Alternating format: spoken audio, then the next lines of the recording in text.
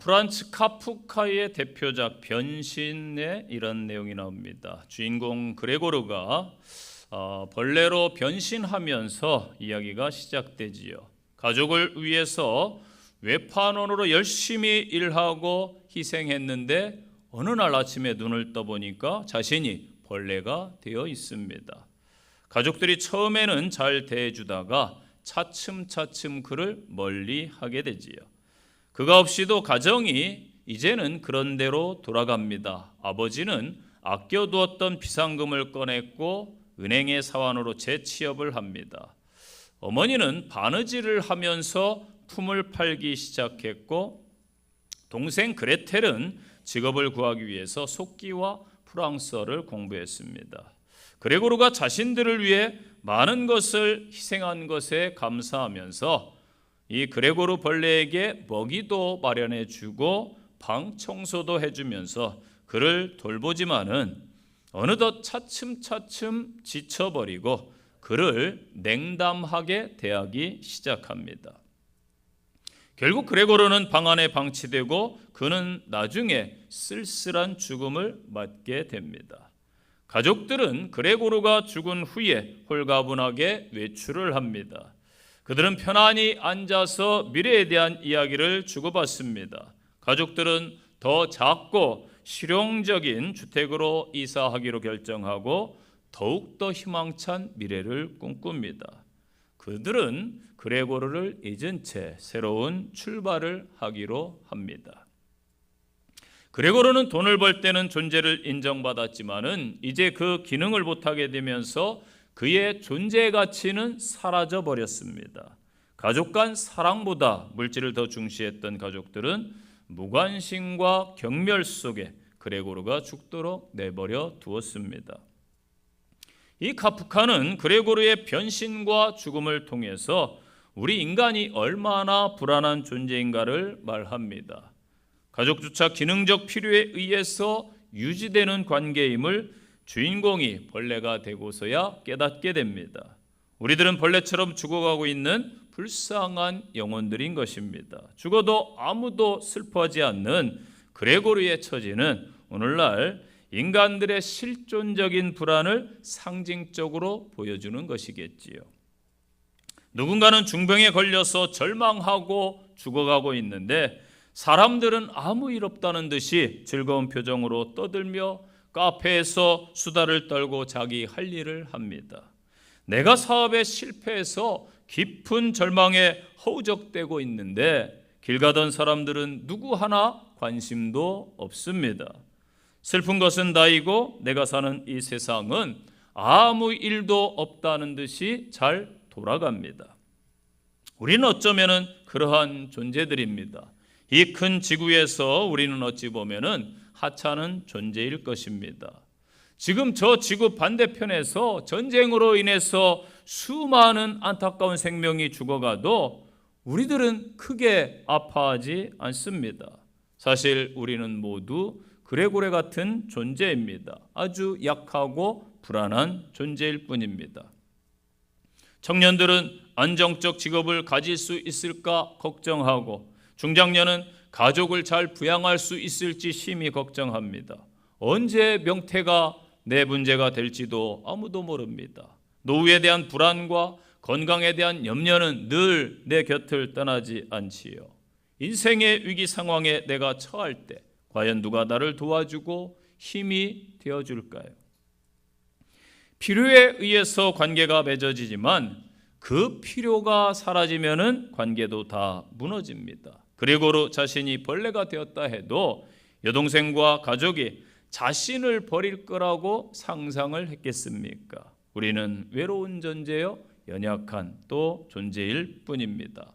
이 세상의 상황, 환경은 늘 변화무쌍함을 우리는 알고 있습니다. 그리고 계속해서 변화되어 갈 것입니다.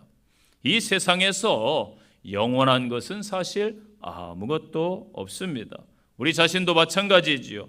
우리는 유한합니다. 바로 어찌 보면은 벌레와 같은 존재가 아닐까요? 오늘 본문의 마지막 날 주님의 재림에 대해서 말씀을 하고 있습니다. 이 재림의 목적은 믿는 성도들을 완전하게 구원하시고 믿지 않는 자들은 안타깝지만은 영원한 심판에 처함입니다. 주님은 재림하시기 전에 먼저 온 인류가 구원받을 기반을 마련해 놓으셔야 했습니다. 그것이 바로 십자가 대속사역과 부활 및 승천입니다. 이 십자가의 복음이 재림하실 주님의 심판의 기준입니다. 복음을 믿는 자들에게는 영생이, 믿지 않는 자들에게는 영벌이 주어진다라고 성경은 말씀하고 있습니다. 오늘 본문을 통해서 주시는 말씀입니다. 첫 번째는 재림 때에는 어떠할 것인가, 이 말씀을 주고 있어요. 26절 보세요. 노아의 때에 된 것과 같이. 아멘. 24절에서 번개의 번쩍임과 비춤에 대한 것을 인자의 날과 비교해서 그날의 예수님의 재림은 매우 갑작스러울 것임과 동시에 세상 모든 사람의 눈으로 확연하게 볼 수 있을 것임을 예언해 주었습니다. 노아 시대 사람들에게 분명 심판에 대한 하나님의 경고가 있었습니다. 그들은 하나님이 심판하실 것을 노아라는 사람의 경고를 통해서 다 들었어요. 그럼에도 불구하고 그들의 악함으로 인하여 거절했습니다. 결국 심판은 그들에게 임했고 경고를 무시한 자들은 심판을 면하지 못했습니다. 그런데 이때 멸망한 자들에게 있어서 그 심판은 갑작스러운 것으로 여겨졌을 겁니다. 왜냐하면 그들은 그 심판의 경고에 전혀 귀를 기울이지 않아서 아무런 준비도 하지 못했기 때문입니다. 이같이 주님의 재림의 날도 사람들의 여러 경고를 통해서 알 수 있지만 이러한 경고를 받아들이지 않는 자에게는 돌연히 임하게 되는 것입니다. 27절 보세요. 사람이 먹고 마시고 장가들고 시집가더니. 26절에 노아의 때에 된 일에 대해서 상세하게 이제 설명하는 게 27절부터지요. 나열된 동사는 모두 미완료, 이 과거 시제로 되어 있습니다. 이는 그들의 삶이 항상 그러했더라, 이 사실. 그들이 노아의 경고를 듣고도 안일하게 익숙한 삶의 방식에서 벗어나지 아니하고 계속 이전처럼 동일한 삶을 살았다는 사실을 말씀하는 것입니다. 그런데 왜 그것이 그들에게 죄가 되었습니까? 이들에게 있어서 가장 심각한 죄는 다름 아닌 세상의 일에만 가치를 두고 이 일을 행했다는 데 있습니다. 하나님의 명령대로 노아가 방주를 짓고 있을 때나 그 방주에 들어가기 전까지도 그들은 하나님의 심판이 임박해 있음을 전혀 깨닫지 못하고 아무런 위기감 없이 여전히 그들의 세속적인 관심에 따라서 일상적인 생활에 열중해 있었습니다. 따라서 하나님의 경고를 심각하게 받아들여 이를 대비한 노아의 가정은 구원을 받았지만 그들은 멸망의 길을 택한 것입니다. 28절 보세요. 또 롯의 때와 같으리니.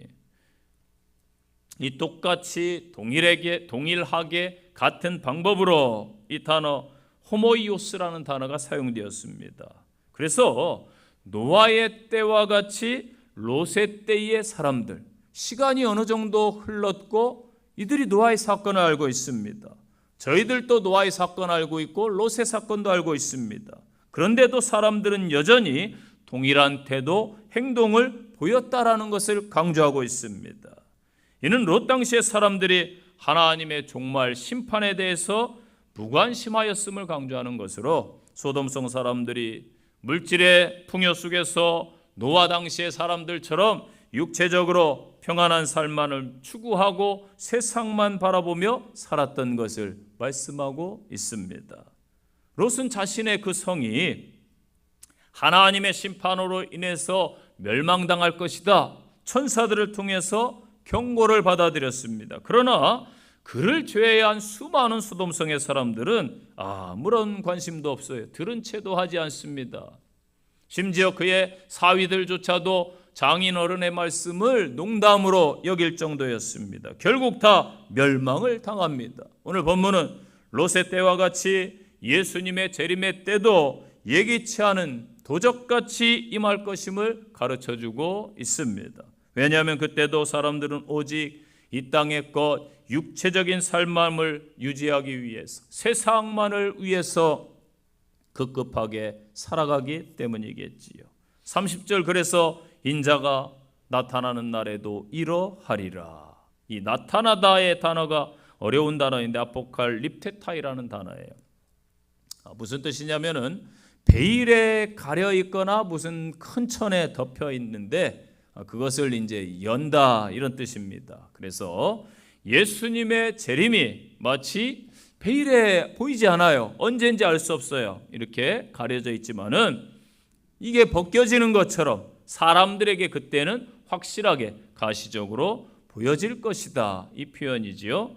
고린도전서 1장에 너희가 모든 은사의 부족함 없이 우리 주 예수 그리스도의 나타나심을 기다리라. 아멘. 이 나타나심을 기다리라 할 때 이 단어가 쓰였어요. 또 베드로전서 1장 7절에서도 너희 믿음의 확실함은 불로 연단하여 없어질 금보다 더 귀하여 예수 그리스도께서 나타나실 때에 칭찬과 영광과 존귀를 얻게 할 것이니라. 아멘. 여기에서도 똑같은 단어가 쓰였습니다. 베드로전서 4장 13절, 오히려 너희가 그리스도의 고난에 참여하는 것으로 즐거워하라. 이는 그의 영광을 나타나실 때에 너희로 즐거워하고 기뻐하게 하려 함이니라. 아멘. 왜 예수님께서 굳이 두 인물이 살았던 시대에 있었던 심판의 시점을 이 마지막 날, 인자의 날과 비교하시는가? 노아와 롯의 때의 사람들 모두 하나님의 경고에 아랑곳하지 않고 오로지 자신들의 세속적인 그 삶을 영위하는 데 몰두하고 관심에 집중하다가 각각 물심판과 불심판을 받아서 멸망당했습니다.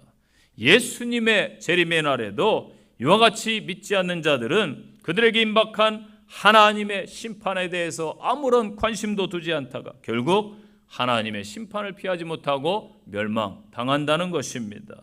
그러므로 주님의 재림이 은밀히 그리고 갑자기 올 것임을 기억하고 이 땅의 모든 사람들은 그날을 준비해야 되는 것이지요. 오늘 말씀을 받은 성도들도 준비하고 깨어있는 신앙으로 또 주변에 복음을 전함으로 승리하는 신앙인 되시기를 간절히 축원드립니다. 두 번째 주시는 말씀, 이 재림 때에 취할 자세를 말씀해 주고 있습니다. 31절, 그날에 만일 사람이 지붕 위에 있고 그의 세간이 그 집안에 있으면은 그것을 가지려고 내려가지 말 것이요 밭에 있는 자도 그와 같이 뒤로 돌이키지 말 것이니라. 아멘. 자, 예수님의 재림 때에 소유물의 주인이 지붕에 있다면은 그는 소유물을 가지려고 내려가지 말아라, 이 말씀이지요.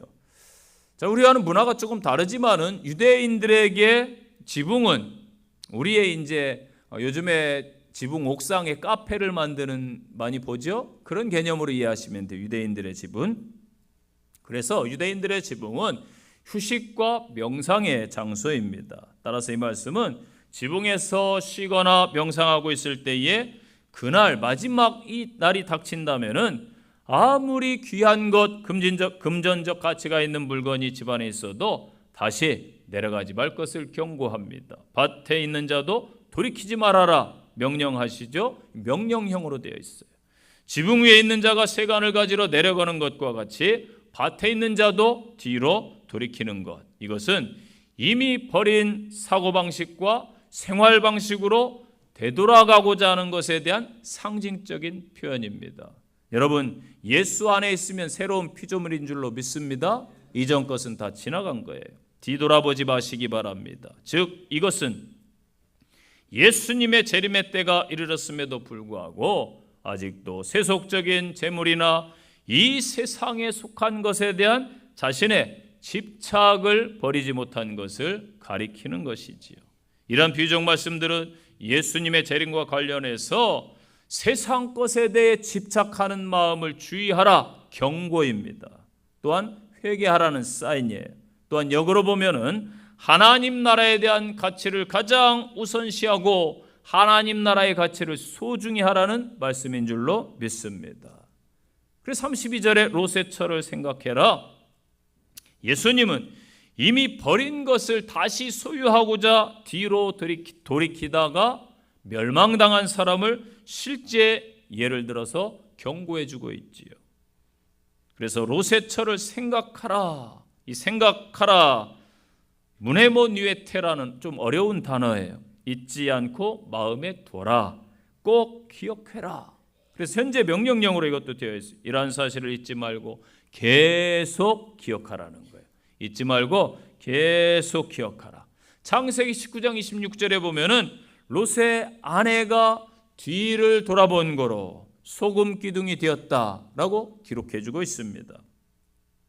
이 롯의 아내는 하나님의 자비하심과 긍휼로 하나님의 심판에서부터 유황불이 내리는 소돔성을 피해서 도망칠 수 있었습니다. 그런데 롯의 아내가 무엇 때문에 소돔성을 향해서 뒤돌아봤을까요? 분명 그는 하나님의 심판을 피함에 있어서 전력을 다하지 않았어요. 아마도 소돔성에서 살던 그 풍요롭던 그것에 대한 애착을 버리지 못한 것 같습니다. 그 결과 그녀는 멸망에서 벗어나게 되었던 현실이 뒤바뀌어서 파멸에 이른 것입니다.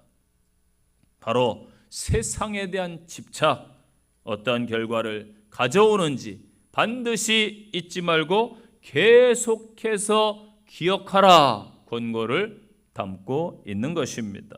우리가 세속적인 것에 집착하지 말아야 될 이유가 무엇인가요?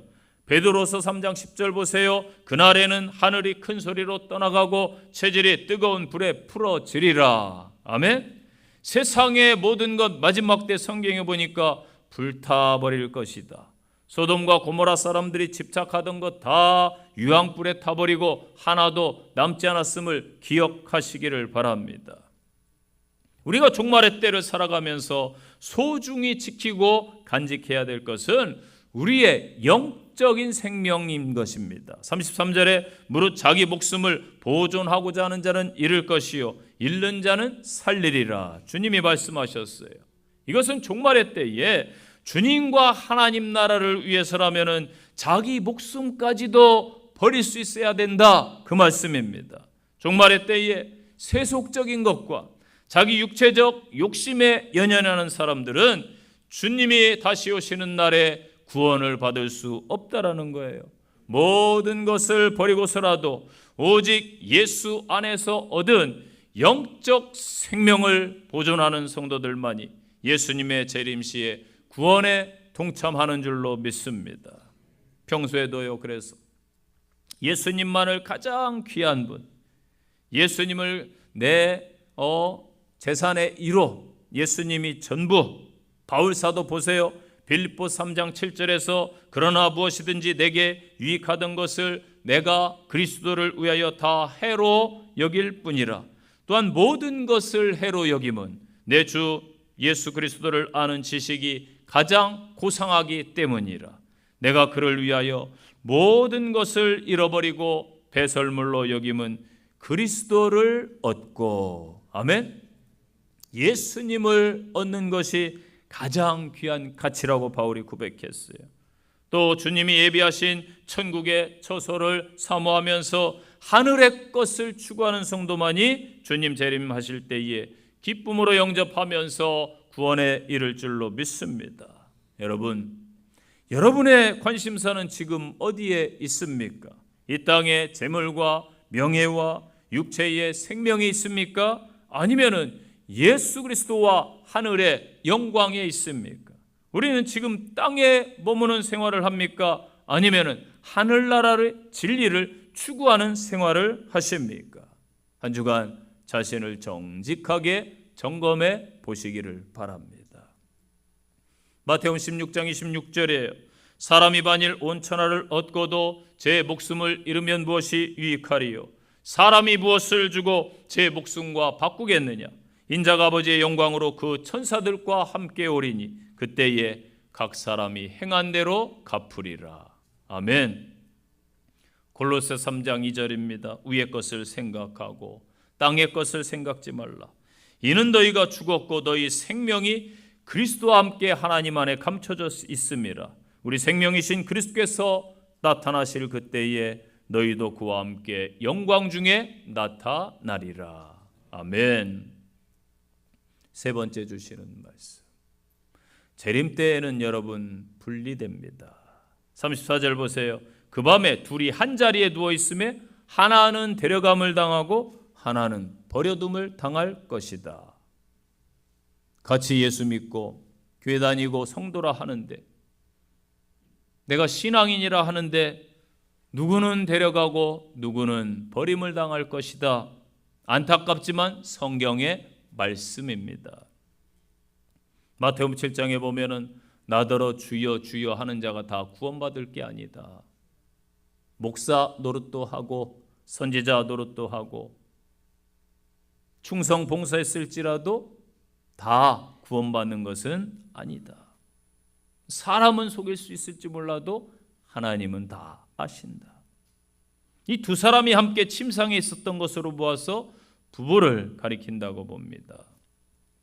구원과 유기가 주권자 하나님에 의해서 결정됨을 보여줍니다. 그리고 그러한 일이 필연적으로 발생할 것임을 강조하고 있습니다. 예수님의 갑작스러운 재림은 평범한 일상 가운데 함께하던 사람들의 영원한 분리를 가져올 거예요. 즉 신자와 불신자는 완전히 종국적으로 구분되게 되는 것입니다. 그리스도의 보혈의 공로를 힘입은 성도는 하나님 나라의 일원으로 구원을 받는 반면에 불신자는 영원한 형벌에 처해지는 것이지요. 35절 말씀도 등장인물 배경이 다를 뿐 같은 의미의 말씀인 것입니다. 주님은 남녀를 불문하고 재림 때에 주님이 데려가시는 사람이 있고 버려두는 사람이 있다 말씀하십니다. 이 말씀은 주님 재림 때 공중으로 들려 올라가는 휴거를 가리키는 말씀이요, 더 나아가서는 주님이 천국으로 데리고 가는 자와 그렇지 못한 불행한 자들에 대한 말씀인 것입니다. 우리 주님이 데려가시는 택함 받은 성도들이 되시기를 바랍니다. 마지막 날에 주님께 버림받는다면 우리의 삶이 얼마나 허망하고 불행하겠습니까? 그렇다면 주님이 데려가는 성도는 어떠한 성도인가? 첫째, 예수 안에 있는 자. 한번 따라서 하실까요? 그리스도께 붙어 있으십시다. 아멘. 고린도전서 15장 23절, 그가 강림하실 때에 그리스도께 속한 자요, 예수께 속한 자, 예수와 연합하여 일심동체로 산 성도를 가리켜요. 성령으로 침례받아 예수 그리스도의 한 지체가 된 성도를 말합니다. 고린도전서 12장 13절, 다 한 성령으로 침례를 받아 한 몸이 되었고 다 한 성령을 마시게 하셨느니라. 아멘. 교회를 통해 예수님의 눈과 손과 발이 되어 충성한 성도들. 두 번째는 세상의 환난과 핍박과 죄의 유혹을 이기고 믿음을 지킨 자입니다. 믿음을 지켜가야 돼요. 믿습니까? 주님이 인자가 올 때에 누가복음 18장 보니까 세상에서 믿음을 보겠느냐 말씀하셨어요. 주님이 재림하기 직전에는 이 세상에서 마귀의 죄와 불의와 권세가 가득해서 마태복음 24장에 보니까 믿는 사람들이 큰 고난을 당할 것이다. 24장 9절에 그때의 사람들이 너희를 환난에 넘겨주겠고 너희를 죽이리니 너희가 내 이름 때문에 모든 민족에게 미움을 받으리라. 그때 많은 사람들이 실족하여 서로 잡아주고 서로 미워하겠으며 거짓 선지자가 많이 일어나 많은 사람을 미혹하리라. 아멘. 이런 때가 지금 시대 아닙니까? 거짓 선지자가 너무나 많아요. 가짜 뉴스가 너무나 많아요. 진리가 없어요. 정의가 없어요. 얼마나 많은 미혹이 있는지 몰라요. 분별해야 됩니다. 마태복음 24장 12절, 불법이 성함으로. 지금 보세요. 전 세계적으로 법이 어디 있어요? 정의가 어디 있어요? 힘이 있는 자들의 논리가 아닙니까? 이웃나라 막 침략하고 괴롭히고 그러지 않습니까? 법이 없어요. 한국에도 법이 없다고 그러지요. 불법이 성해요. 많은 사람의 사랑이 식어지리라. 지금 사랑이 없는 시대. 그러나 끝까지 견디는 자는 구원을 얻으리라. 아멘. 새 속에 물들지 아니하고 어떤 고난, 위협과 위기 속에서도 주님에 대한 굳건한 믿음을 지킨 성도는 주님께서 천국으로 데려가실 줄로 믿습니다. 세 번째는요, 주님을 닮은 성도를 데려가세요. 자, 성품이 주님의 성령으로 성화되어서 삶에서 예수의 향기가 풍기고 성령의 열매를 그 인격 속에 맺은 성도들, 주님을 믿는다 하면서도요, 그 성품이 변하지 않고 육신의 열매만 맺는 사람들은 결코 주님과 함께 천국에 갈 수가 없는 것입니다. 갈라디아서 5장 19절 잘 아시는 말씀이에요. 육체의 일은 분명하다. 음행과 더러운 것과 호색과 우상 숭배와 주술과 원수 맺는 것과 분쟁과 시기와 분냄과 당짓는 것, 분열. 오늘날 얼마나 분열되어 있습니까? 이단, 투기, 술 취함과 방탕함. 보세요. 얼마나 방탕한 세대예요. 마약으로 술로 난리도 아니잖아요. 전에 너에게 경계한 것 같이 경계하노니, 이미 성경에서 말씀을 주셨어요. 심판을 당해서 경계를 받아야 돼요. 이런 일을 하는 자들은 하나님의 나라를 유업으로 받지 못하느니라. 아멘. 성경 말씀이에요. 주님은 당신의 계명과 말씀을 순종하고 실천하는 성도들이 주님의 가족과 친구라고 분명히 말씀하셨습니다. 요한복음 14장 21절에요. 나의 계명을 지키는 자라야 나를 사랑하는 자니 나를 사랑하는 자는 내 아버지께도 사랑을 받을 것이요 나도 그를 사랑하여 그에게 나를 나타내리라. 아멘.